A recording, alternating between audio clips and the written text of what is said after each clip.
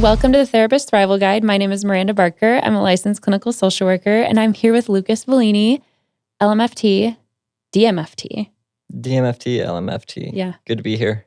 Yeah, and then we have Alice as well. We're here to talk about internal family systems. Alice, do you want to share a little bit about your background and why you're interested in this topic? Oh, okay. So I'm with Ellie. I am the clinic director here in one of the clinics at Columbus. So I was introduced to IFS.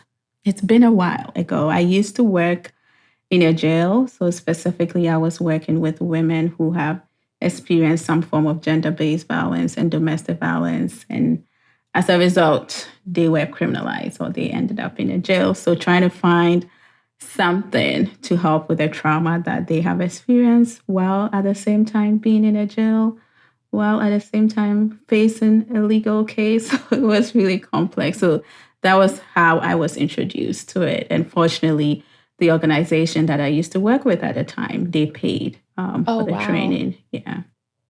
Awesome. So let's just jump right into it. What is internal family systems? Can we kind of like give listeners a brief overview of what this modality is? Yeah.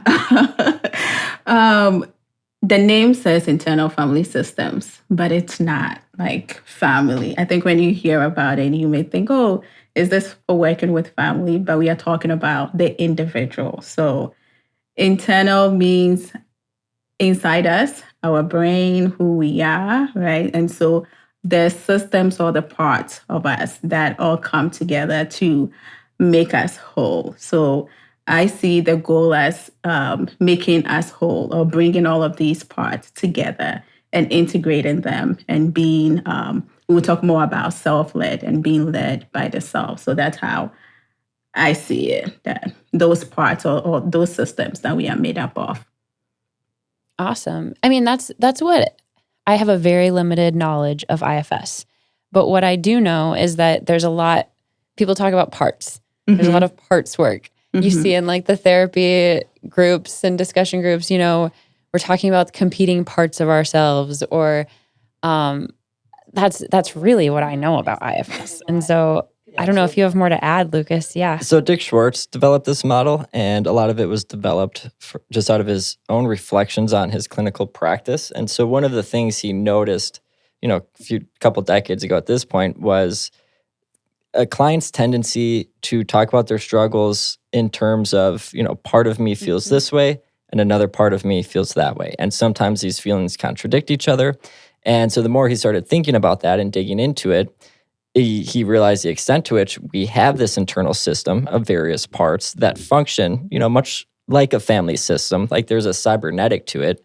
He did say, you know, about a decade into this, he wished he would have not gone with internal family systems as a name, but it was just too late to pull back at this point. I think he said he would have rebranded it as just internal systems. Sure. Which does make more sense. And so it's a very experiential approach. You know, there's a method to it in the sense that he designated specific categories that our different parts fall into. Wait, what does experiential mean?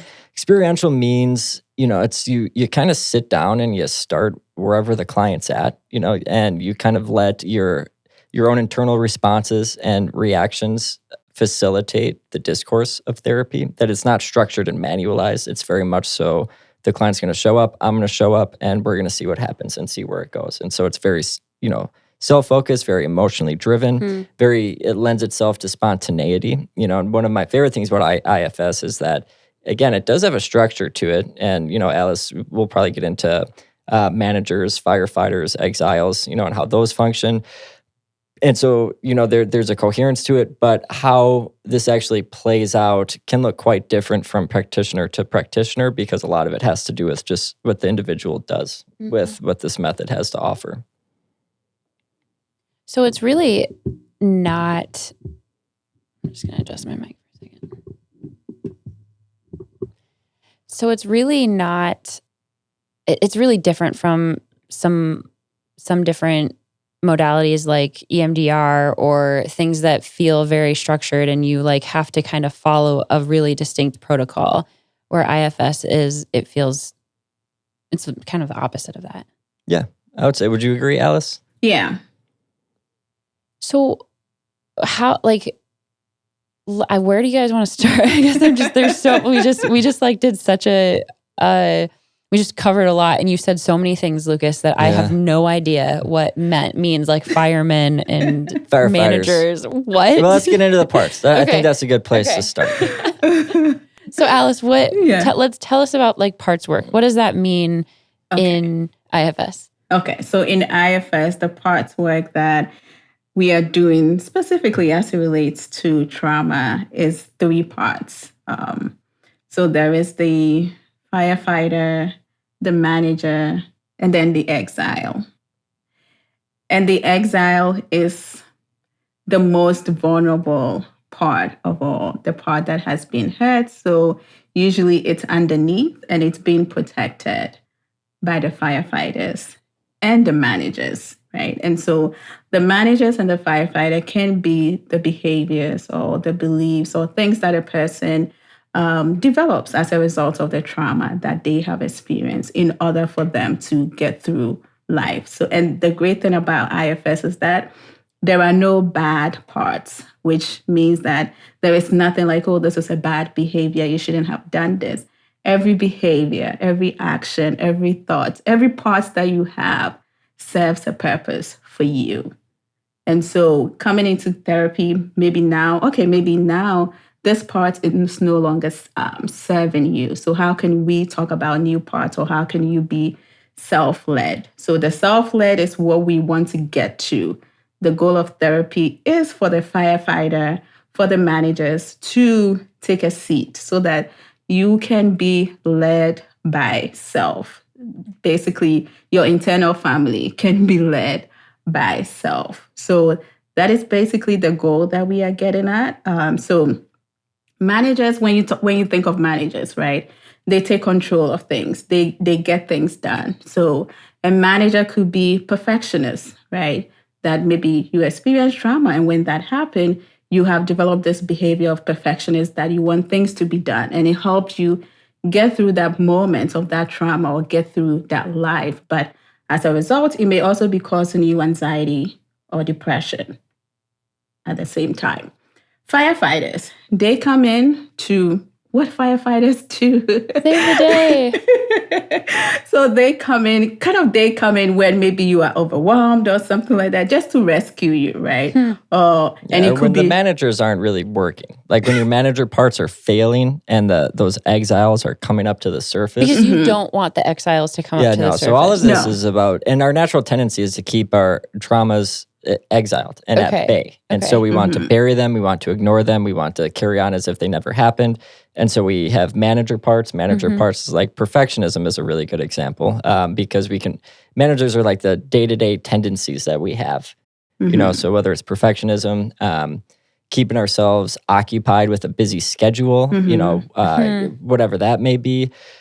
But ultimately, it's like our exiles are constantly trying to work their way up to the surface because they want to be seen, they want to be acknowledged, and because that's how you heal them and you allow those exiles to kind of transform into a different energy and kind of release it. But when, say I keep myself busy, but I've kept myself so busy that I'm starting to burn out, and so I'm withdrawing from work a little bit because I can't sustain it. And because my manager parts are failing and I'm not constantly preoccupied with other thoughts, my exiles start coming to the surface. And so then I might need to activate a firefighter. And firefighters are more abrupt, extreme ways to repress that exile part. And so a common example might be alcoholism. So I'm not working as much anymore. I'm not as distracted. So that manager part's failing, exiles are coming up. I'm going to, start drinking a bottle of wine a night. Oh, interesting. Because that keeps it at bay. So, okay, you said that the goal of therapy is to kind of let the firemen and firefighters, firefighters, and what if I just every time I talk about this, I just butcher it? I say the supervisors and the firemen. No, the managers and the firefighters. The goal is to kind of have them take a step back and have your authentic self be leading it. So initially when you said that, I was like, does that mean that we want the Exiles running the show? But that's not what you mean. The Exiles, we want all three of them to be we want the firefighters and the managers to take a step back. We want the Exiles to be resolved or like healed. And we want our authentic self to be leading the way. Yes. But wouldn't our authentic self kind of be made up of the firefighters and managers anyways, or am I looking at that the wrong way? Yeah, the notion of the self, it's kind of tricky. Yeah, what is our authentic self then? This self part, this notion of the self is, I kind of look at it as it's almost like free will, like our spirit. Like there's a part of us that governs our internal system. Okay. And like that's ultimately who we are. So the most fundamental part of me does have the capacity to govern all of my other various parts if I can develop the self-awareness to be able to take a step back and examine the fact that I am a system comprised of various parts. And so like the self can acknowledge, okay, these are my manager parts, these are my tendencies, but my managers, they've been helpful to kind of help me get by, but now they're really just getting in the way of me healing because they're, keeping that exile, repressed trauma repressed. And so I can ask the manager to step aside because, it's like, thank you for what you've done. Thanks for helping. Thanks for your service. But it's like at this point, it's like, let's give you a promotion. Let's evolve your role a bit because I need to look at this exile part because it deserves to be looked at and acknowledged. Would you say that the firefighters and the managers are just like defense mechanisms where it's almost like we're rebranding and we're saying that like, these are our defense mechanisms. We're going to divide these ones up into like maybe the productive defense mechanisms and like the unproductive ones or maybe destructive ones. The destructive ones. So the firefighters are always they're always destructive. Like, are there firefighter parts that maybe are good, or is it all like alcohol and like self-medication? Yeah, so there is nothing like good or bad. True, you did say that. That's true. Productive, unproductive. Is that a better way to put it? Sustainable. Optimal. Yeah. Maybe if, let's say, helping other people, right? Some people may be used to that as an escape. So when they have time, or instead of maybe taking a day off, they would say yes to something, right? Something will come up, they would say yes to it, or they would always find something to do, even when they know that they have to take a day off. And maybe as a result, they know that if I'm in a quiet place, maybe these intrusive thoughts start coming up. So I have to do something to kind of distract myself and stuff like that. Another thing can be numbness. Some people, when things come up, they could be numb or they could dissociate and say, I don't feel anything or I don't know what's happening. So there are different ways of looking at it, but in internal family systems, when it says, I think it doesn't want to pathologize these behaviors and these experiences that people have developed. It want to look at it from a very compassionate way and a very curious way of looking at it as well. And the other thing is some of these parts also develop when a person is very young. So sometimes we have to, in a way, part of doing letting the self lead is that the self has to introduce themselves to these parts and say that I am an adult now. So maybe 5-year-old you can take a seat. Now I'm an adult. I am here. I can take care of you. I can protect you. I can get things done. So you have done your job. Thank you very much. But let me take care of things now. So there is that, in a way, it's like Lucas said, it's very experiential. You have to experience it because when we talk about it, it's so abstract. And sometimes it could be also woo-woo to people. So, oh, go ahead. No, go ahead. Sorry. But you have to experience it to know, okay, this is what this is about. So in practice, would you be talking to a client and say, I don't know, like say they're talking about work stress, like what you had just said. They're talking about work stress. And then would you kind of label that? Would you say, oh, that's your manager self that's getting in the way? Or like how would this come up in sessions? So you kind of invite the client to name their various parts. They'll identify a part, they'll name it. And a lot of this too, and I don't know if everybody practices it like this. This is how I practice it. And it's an extension of just my training in Gestalt therapy. Like it's a lot of guided imagery. Like when I'm really getting into this work with clients, their eyes are closed. Sometimes my eyes are closed as well. And so like an example of kind of like these various parts, like an exile might be my 7-year-old self who's still sitting in a closet, curled in a ball, crying because mom and dad are fighting so violently and loudly that, it's like the closet was a safe space to be. That part becomes an exiled part, and so maybe this person, as they get older, they develop manager parts that prevent them from getting into serious relationships because they know that serious relationships might turn into violent fighting. And, it's like to keep that at bay, I'm going to sabotage every relationship that's on the brink of getting serious. And so the healing power of IFS would be to, have the individual identify that 7-year-old self as they're currently sitting in the closet because that's still where they are. It's like that part of you is frozen and stuck there. And so, and then the notion of the self, is kind of them in their adult state.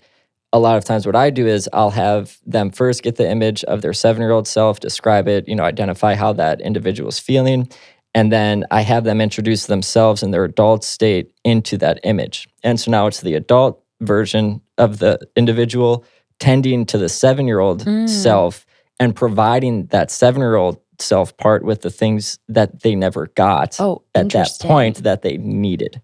Wow. And so it's like, I'm going to heal my 7-year-old self part by acknowledging and finally validating and affirming and comforting, and so like a lot of times they'll imagine themselves ultimately coming to wrap their arms around their 7-year-old self, and they'll hold their 7-year-old self. And, it can be incredibly cathartic, like once you get the individual there and once they're really feeling it.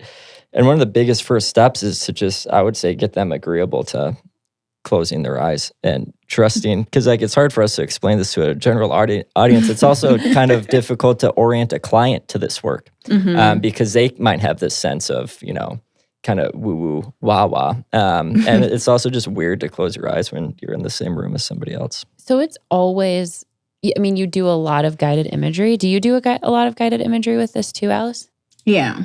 Okay. Yeah. That's like a big part of this. Yeah. I use it with EMDR as well. So in a way, I found a way to make both of it work, that sometimes when somebody is stuck in EMDR, then I'll use the IFS, like, it seems like this part, it's coming up to maybe protect you, or you're getting overwhelmed as we are processing this. So let's focus on this part, and then doing the guided imagery with that. And that helps when a person is stuck in EMDR.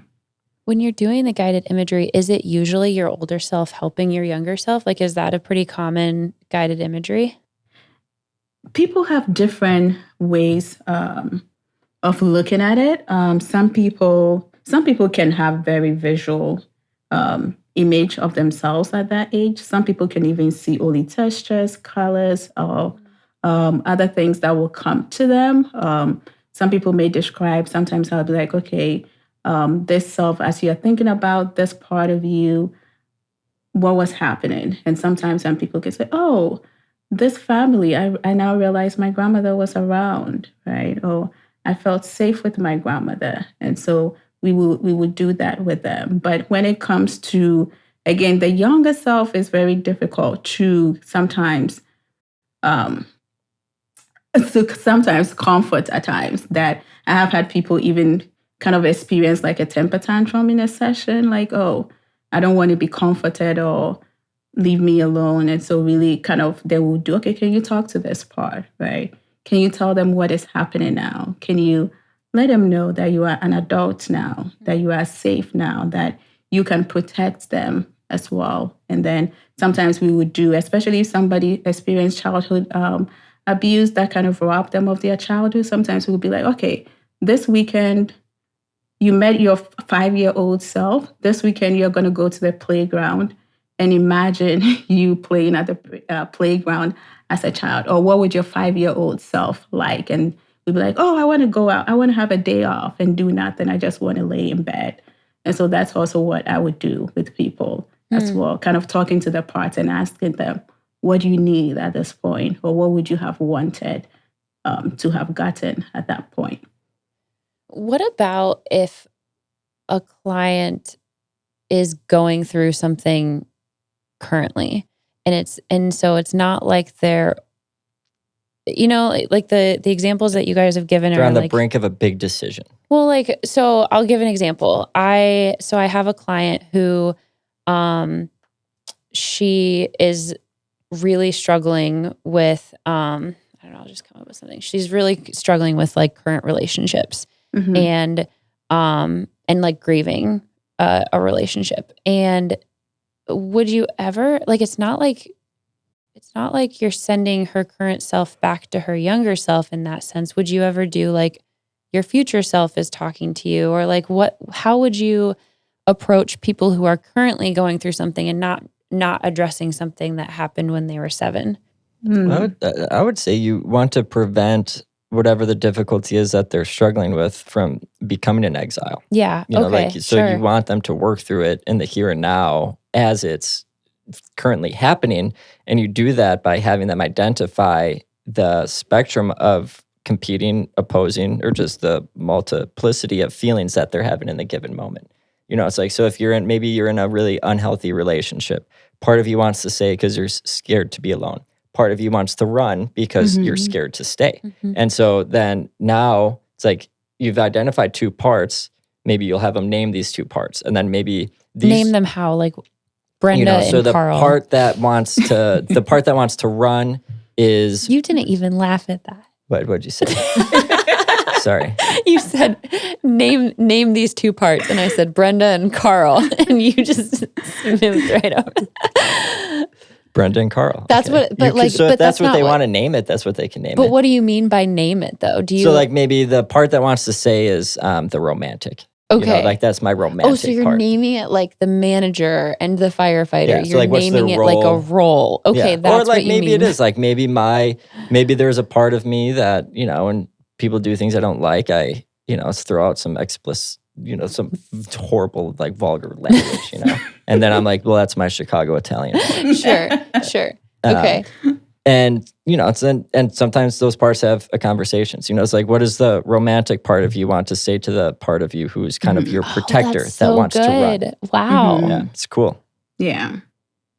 So it really helps in the moment, or even if somebody wants to make a decision and they are fearful of that. So they may kind of identify some of the parts as being afraid. And then you'll be like, okay, what is this part doing for you right now? And maybe they would say, oh, this part want me to be careful. They want me to make sure that I've taken all the right steps. Okay, what can you do to assure this part? Or what can we do to make this part, take a step back further a little bit and let you take control. So it really also helps in the moments that I think people find it to be really useful, especially if they are having conflicting emotions or conflicting behaviors that they are judging themselves that, oh, I shouldn't feel this way, or why am I feeling this way? Bringing it all up in the open and talking about it and approaching it from that place of self really helps.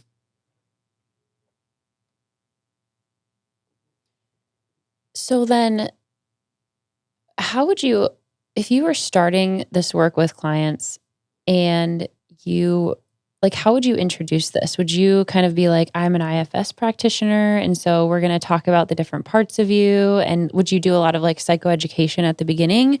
And then, or would you kind of wait for them to say the magic word? Because every client at some point is going to be like, well, part of me wants to do this. And then you're like, bingo, that's my in. We're going to talk about parts now. You can't wait for that to happen. But the earlier that happens, the easier it can be. Sure. Like I find that I don't ever like introduce a modality or like identify one to a client. That's a good point. That's one of the questions I had, where it's like we are all practitioners, and Alice, you've even alluded to this, where it's like we are not mono modality people. We don't just work within one thing. We're constantly pulling from this and that and this and that. And so you might do that a little bit with like EMDR or like some modalities that are really structured, where you'd be like, here's what we're going to do. You know, it's like you have the paddles, you know, or the white spectrum. It's like you have to orient them. Like, this is EMDR. Right. This is why you're doing this. I think with IFS, it's more like I just start using the language. I start identifying their various parts and start referring to them as parts, you know. So like they'll say, whatever it is, they say, okay, so part of you wants to yada, yada, yada. Is there another part of you? Man, I'm realizing I need an IFS therapist. This is great. So good. I love this. And that's what the training is so great in IFS, because when you go through it yourself, it's like you feel the power of it. And like you truly feel yourself healing when you do this work. Yeah. Maybe that's a good segue. Like, what is the training like for an IFS practitioner? Like, do you have to be certified in IFS? Can people just like practice IFS without going through all the trainings? I think there are different levels to it. There is the basic training. I think it's a part 1 or part 2, but the basic 2 weeks spread out training. That's how I did it. And then there are, if you want to get supervision, to get certified, to move out to be a supervisor and all of that, you can do that as well. But I would say you have to be trained at least at the basic level to know how to manage some of these things and to know the rationale behind it. Just in case a client asks you, oh, have you heard of IFS, or do you know about this? And you can explain to them, or when you tell them, okay, maybe this is what I want us to do, you can explain to them. But I found the basic training to be very useful. So that's what I did. And then I think I've forgotten the organization that the company that I work for use. And then after you are trained and you do some couple of supervision and training, they have like a directory that you can be on the directory. Of the IFS therapist directory that people usually will go on and look for a therapist. Yeah. And like with any, the notion of a certification or like a certificate, like it is largely just make believe. Well, and that's what we can't, this same thing came up when we were talking about EMDR. Because it's like, you can go through the training and start doing this, but really the only pro to like going through all of the steps to being certified is to be on a directory and to be able to train others. Yeah. And more acronyms, behind your name. Oh, sure. Sometimes, which can be meaningful. That makes sense. Like with IFS, like I've never taken a formal training in IFS, but I've taken rigorous experiential trainings in Gestalt therapy. And Gestalt what is Gestalt therapy? It's like, it's IFS minus the structure of like identifying the various the philosophy parts. Beyond. Yeah, so like Gestalt therapy was all about doing like internal work, and like going inside of yourself and, imagining all of these different dynamics, that are occurring simultaneously, and just a lot of use of self and spontaneity in the process. And it's totally emotionally driven and cathartic. And so when I first heard Dick Schwartz introducing IFS, I was like, this is great because it's Gestalt therapy, but now IFS is going to make it a lot easier to teach and train the really important work, because Gestalt therapy was historically, it still is very difficult to teach and train because it is so intentionally ambiguous in its process. Whereas Dick, no wonder you love it. You love therapies like that. I love all that stuff. But I loved how Dick was able to bring more tangible structure to it without making it sterile and rigid. And so like if you're really interested in this stuff, I would say and if you don't have the money to go through all the certifications because this stuff is pricey, it's like find some good continued ed courses on it, take at least 3 credits, I would say, and read a few books, and when you start to feel comfortable with the process, it's like start slowly introducing it, maybe find someone to consult with, that does IFS work. But IFS is on my short list of certifications that I would say are worth the money and worth the work. Is if you're serious about healing and treating trauma and just being a really effective therapist, IFS is a really good way to go. And the other modalities on that list is somatic experiencing. Yeah. I would say those are really my only 2. We did a somatic experiencing training or podcast last season, and it was so good. It was like one of our most listened to. And so I'll add the link in the description as well. But no, so, okay, beyond the parts work and beyond like these names, the manager, the firefighter, every time I say that, I like hesitate. What are other concepts of IFS? Because so far, I mean, what you've shown me, I'm like, how is this a 2-week-long training?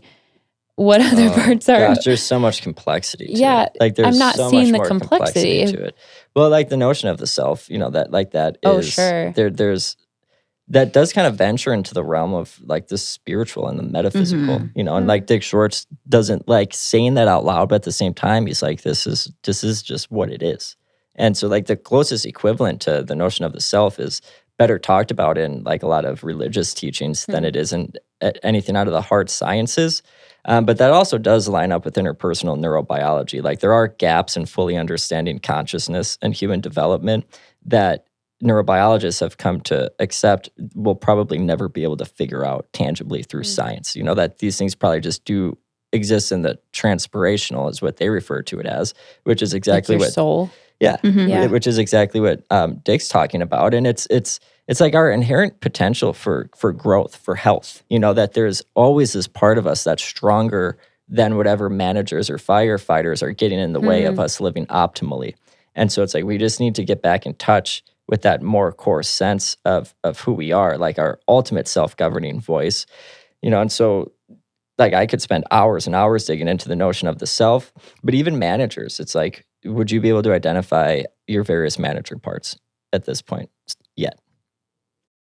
I mean, somewhat, but I think that this is maybe the part that I'm struggling with in this a little bit is how do I know what is a defense mechanism or like a manager part or a firefighter part versus what is my authentic self? So that is really like the depth of what you would be working on in therapy. And the question is what's its role in the system? What function is it serving?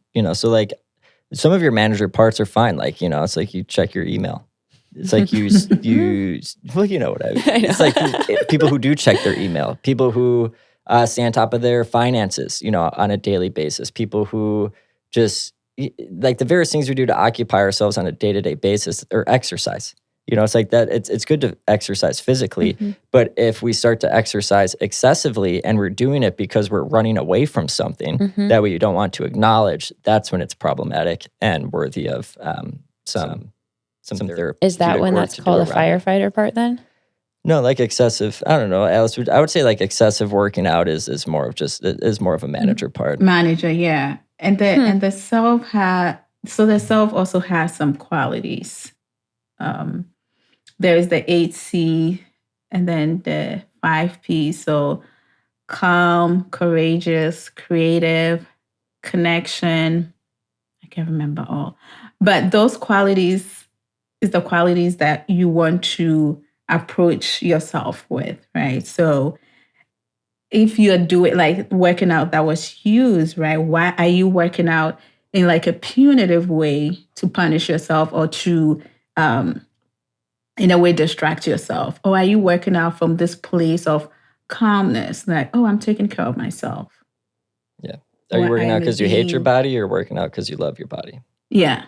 I am a being that deserves to be loved. I love this body and I want to take care of this body and I want to honor this body, right? So the qualities also show what qualities are you approaching this thing. So if, let's say, perfectionist or the manager part that's always making sure that you are checking your emails, can you stay away from your email and be okay? and know that it will be okay. Things are not going to fall apart. Or is there a part of you that's so anxious that you want to take care of emails? You don't even want to sleep. You don't want to do anything. And you're totally physically absent from your family and everybody else in your life because you're so consumed with email. But the second, like if you were to take a phone away from that person, it's like they'd quickly go into a panic because all of their exiles are that close to the surface and that ready to come back up because they're putting all of their energy into like a not very meaningful defense mechanism. Sure. And so it's like it's pretty fragile if preoccupation with email is all you're doing. So even if your exiles are not related at all to work or email or something, it's more about just like you're doing that poor of a job of managing your exiles that's why they might. Yeah, it could be anything to distract us from having to acknowledge our exiles. So what are other parts of your identity that you were talking about, Alice? What did I say? Oh, you said like the 5 C's and what is that? So and then you said the other one. The qualities of self. So there is the 8 C's and the 5 P's that these are the qualities of self, right? And like Lucas was talking about, when we talk about the self, it could be like you're talking about your soul, right? The part of you that is you, right? The part of you before, in a way, all this trauma happened to you. The core of who you are, that is compassionate, that is courageous, that is creative, that is confident, and all of these things. So when the self is leading, the self can then approach the exile from that part that, you are hurt or you're being triggered in this moment, right? What can I do? Maybe I need to take a step back before I say something that I may lose my job, right? So let me take a step back. Or you could say, advocate for yourself. I need a few minutes before I continue with this conversation. Let me circle back. So being led by the self is kind of this calm place. And oftentimes, when you've experienced trauma, you are not really in touch with the self. So it takes that guided imagery, that visualization to really get in contact with the self and to know that self. That's why there is a lot of that guided imagery, or some people will say meditation, or however they will call it, to be in that calm space, to be able to kind of have access to the self and to get to know that self and to approach things from that self. And another way we can look at those firefighters and managers also can be trauma responses, right? Trauma responses that a person develops as a result of the trauma that they have experienced. So it's helping them get through life, right? Some people can be, very on guard, hypervigilant, right? So the smallest thing you say to them, they would have something back to say to you. And as a result, they may lose their job, they may lose relationships, all of that. But these parts want to protect them. They want to make sure that nobody takes advantage of them, or the thing that happened doesn't happen again. So we can look at it from that way as well. No, I think that makes a lot of sense. Yeah. When you said 5 Ps, what does that mean? That's part of the qualities of the self. So there is the 8 C's, the 5 P's. It's difficult to know. No, you just named off. So when you did like the 8 C's, you talked about like creativity, connection, all of those things. So are there a bunch of P words? There are a bunch of P I'm not going to make right. you name them all if you can't think of them, but I was just trying to get an understanding. It all starts with P. So presence. And the 5 P's was added on later. So the 8 C's came first, and then the creator added the 5 P's onto it later. Later research brought about playfulness, presence. Those are the qualities of the self as well. Sure.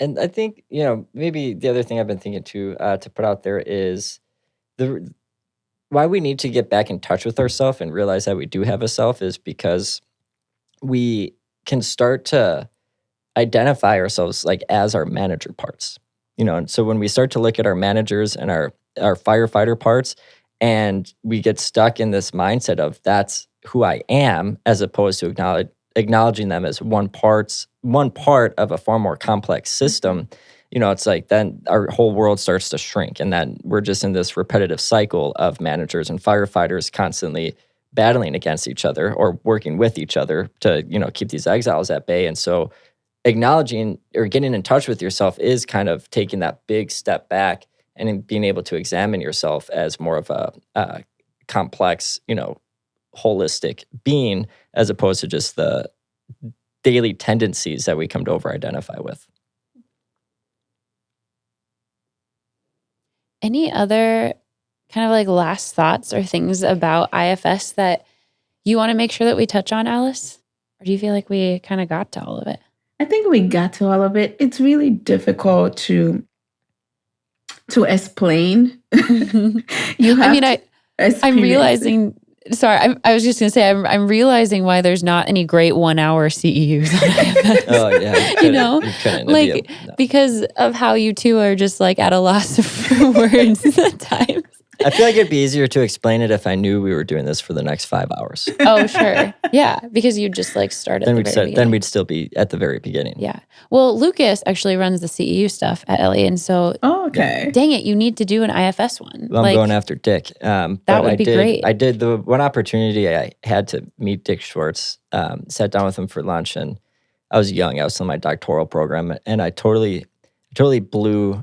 I've heard this story before. Yeah. I didn't know this was who this was. Instead of just like celebrating him because I was a big fan, like I felt like I needed to like come off as smart, and so like I asked him why. I was like, why don't you give any credit to Gestalt therapies? Because so much of what you're doing is essentially Gestalt therapy, but you don't ever acknowledge Gestalt therapy. And like he just looked at me and he was like, well, he was like, yeah, a lot of this is Gestalt therapy.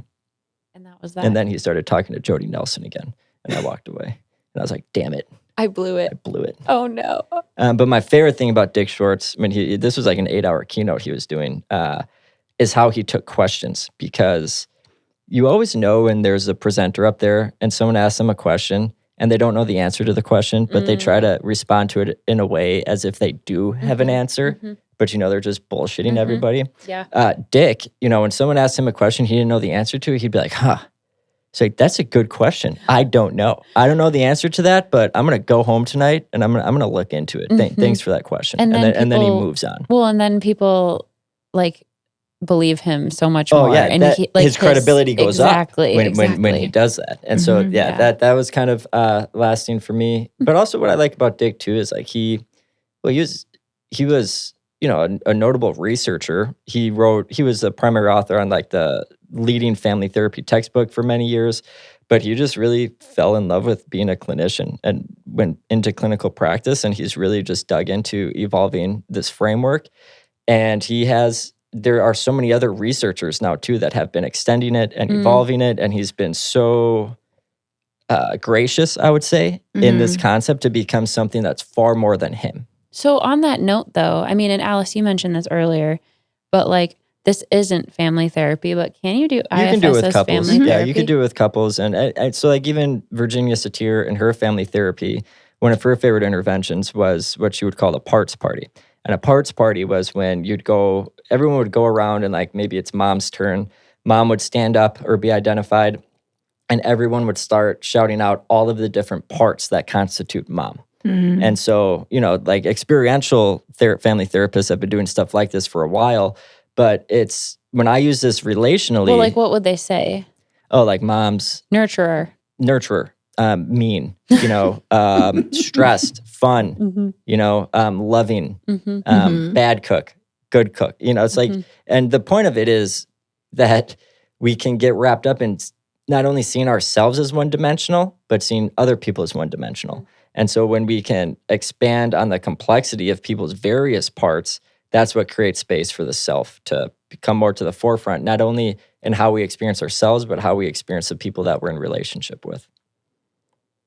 Okay, I interrupted you, so I'm going back to you, Alice. But what do you feel like do you have any other thoughts that you wanted to bring forward in this? Yeah, I think the thing that I specifically like about IFS is that you don't have to retell your story, or you don't have to Oh, sure. go through the whole, oh, this is what happened, and this is what happened, and this is what happened. And that really, for me, I like that clients do not have to go in details about the things that happened to them and recounting it. So that's good. And then the other thing is, in a way, clients become their own therapists in a way, and their own kind of parents or the people that they needed for themselves. That's the goal. That's great. Yeah. So this is internal, so they can really take it with them wherever they go. And I love it when clients are able to do that. They can, kind of sometimes label it, oh, this is my 7-year-old self. This is my 13-year-old self. And this is what they need. And, sometimes when they are feeling something, they'll be like, this is my 7-year-old self feeling this way. And I want to throw a temper tantrum right now. So it really helps them to kind of notice the things that have happened to them and also take care of themselves and be like, you know what? 7-year-old self isn't going to have all the knowledge to make a business decision right now. So that is fine. Yeah. Yeah. So I love that about it. Yeah. Awesome. Well, thank you so much for joining and sharing your expertise on this topic, Alice. I really appreciate it. You're fairly new to the Ellie family, I know. and so it's great. It was like your second week of work, and I was like, you need to come be on the podcast because you said IFS, and I immediately was like, we need to do an episode on this. And so I'm so grateful that you joined. Thank you so much. And I want to come back to talk about my research, so I will come back. I would love that. Yeah, I'll bring you Vicarious back for a resilience. I love it. You're finishing a dissertation? Yes. Oh, yeah. We'll do a CEU on it. Oh, that's awesome. Right. So we just released an episode. When this episode airs, we will have just released an episode about, we have a different Ellie clinician who just did a huge dissertation on diversity in healthcare and like DEI work. And I mean, like, her name is Dr. Sable McElvin, and she is brilliant. And so we've had her for a couple of podcast episodes this season. And so you should also talk to her. She's awesome. Cool. But thank you so much for joining. Good to meet you. Yeah, we'll see you all next week. All right.